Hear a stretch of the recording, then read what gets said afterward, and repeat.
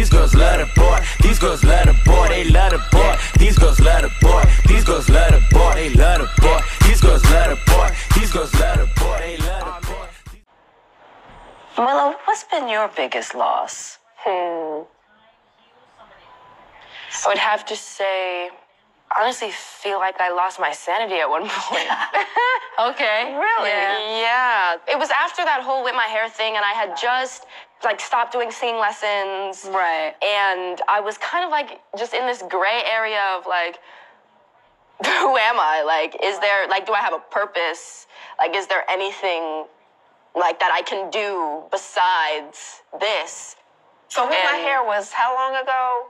She was 9 years old, and that Whip My Hair was the hit record that you had out, right? Yes. Yeah.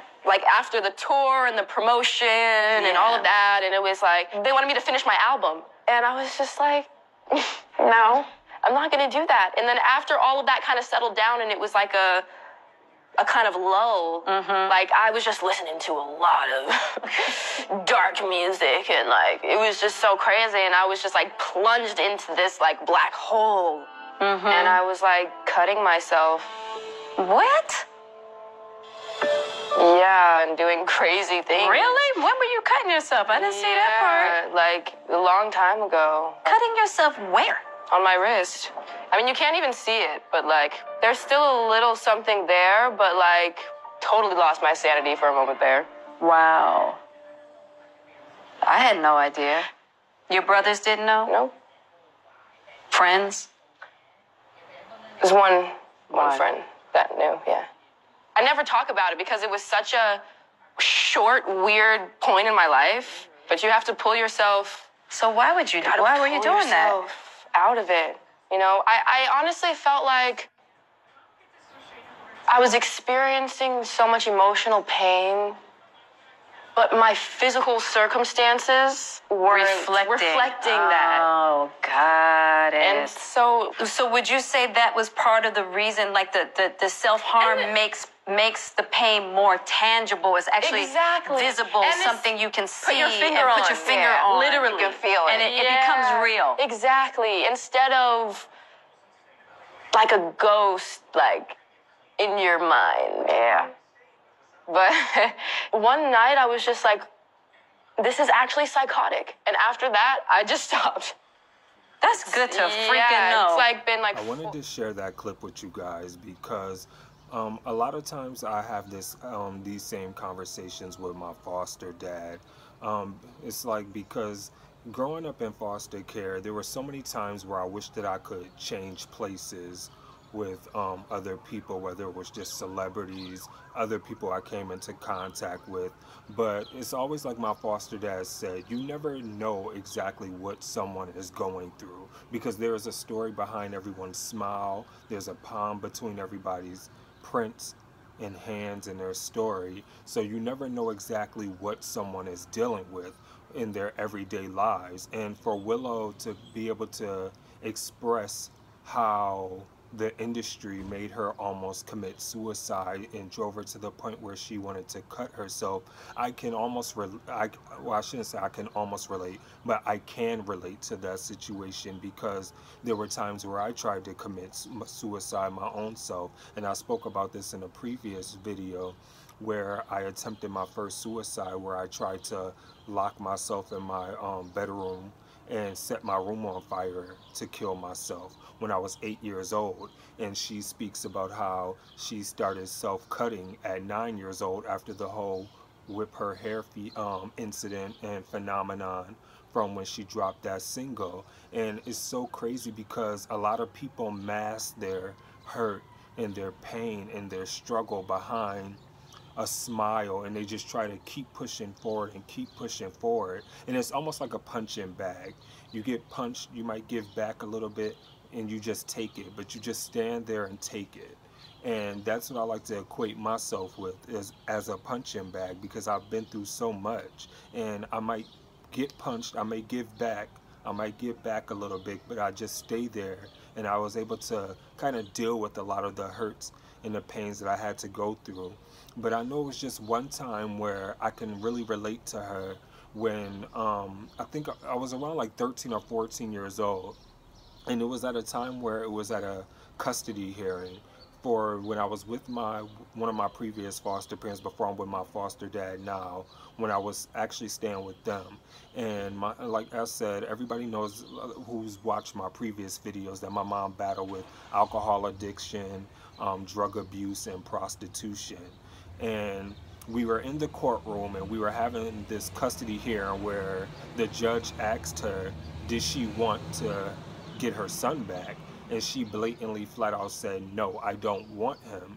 And that was like so devastating and so hurtful, and it crushed my spirit. And it crushed my spirit so much so that that day, and well, that afternoon when I went back to my foster parents' house, I stayed in the bathroom and I went into the medicine cabinet and I started taking Tylenol, and I wanted to kill myself then. So a lot of the times I tried to numb the pain, and so I used to pop pills to sit there, like anything like Advil, Tylenol, anything just to numb like my pain, to make me feel a little bit better with myself, to deal with my sanity and the struggles and the hurt and the pain that my mom inflicted on me, because in a way, it made that pain more tangible. Like Jada Pinkett said, it made it more visible. It made it more, you can connect with it more. It was something that you could control. It was something that I could control, because I'm like a very controlling person. It was something that I can sit there and take control back over my life and say, okay, well, God, since you don't want to sit here and help me, I'm going to sit there and do it myself and take my life back myself. And that wasn't what needed to be done. What needed to be done is I needed to sit down and really evaluate and be like, Mark, this is not the life that you want to live. Mark, this is not your fault. But for some odd reason, I felt like all the hurt and all the pain that my mom inflicted on me was my fault. I thought it was everything was my problem. And it was just to the point where I hated myself so much, and I just knew that I had to sit there and take control back over my life. I had to use some form to sit there and say, okay, Mark, you're back in control.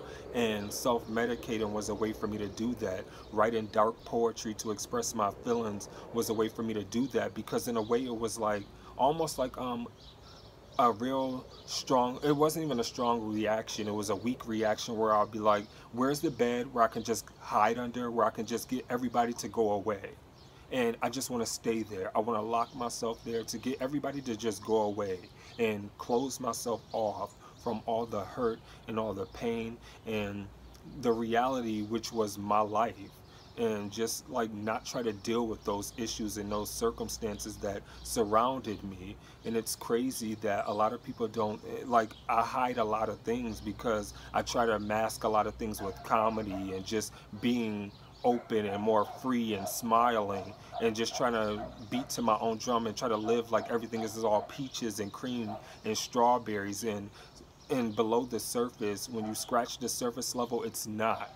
There's so much more underneath that anybody could be going through, that I could be going through, that like Willow said that she was going through, which caused her to slit her wrist, or just anybody to go through. And if anything that you take from this video is, remember that you are awesome. And that's why I always say that at the end of my videos. Remember that you are awesome and that you are control of your life. You don't have to let somebody's insecurities be projected onto you, or let somebody else's hurt or their pain that their experience be projected onto you. You don't have to internalize that. You don't have to give what those people are doing power over your life, because they're going to continue to live their life. And I had to come to terms with that myself, that my mom is going to continue to live her life.